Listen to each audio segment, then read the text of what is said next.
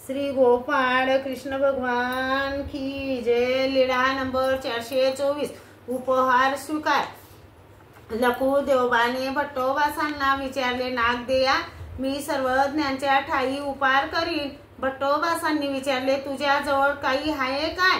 त्याने सांगितले, मी कटकाला गेलो होतो, तेथे मला 3 आसू आणि 4 दाम मिळाले, त्यातील 2 दाम खर्च केले, 3 आसू आणि 2 दाम आहेत।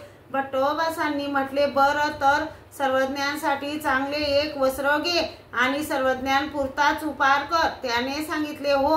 मग त्याने सर्वज्ञांसाठी चांगले वस्त्र घेतले, सर्वज्ञांपुरताच उपहार तयार केला, सर्वज्ञांची पूजा केली, वस्त्र समर्पित केले, सर्वज्ञांचे जेवण झाले, गुळणा केला, पानाचा विडा घेतला। मग सर्वज्ञ बैठकीवर बसले होते। सर्वज्ञांनी लखू देवबासाला विचारले, हे तुम्हाला सुपरले की कोणी सुपरविले?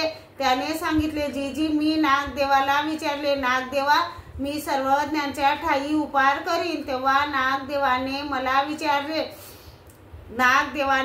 विचारले, तुझ्या जवळ काही आहे का? मी म्हटले, माझ्याजवळ 3 आसू आणि 2 दाम आहेत। त्यांनी सांगितले, सर्वज्ञांसाठी चांगले वस्त्र घे आणि सर्वज्ञांपुरताच उपहार कर। मी हो म्हणून केला जी। सर्वज्ञ म्हणाले, आप्ताचे वाक्य लागे। श्री गोपाळ कृष्ण भगवान की जय।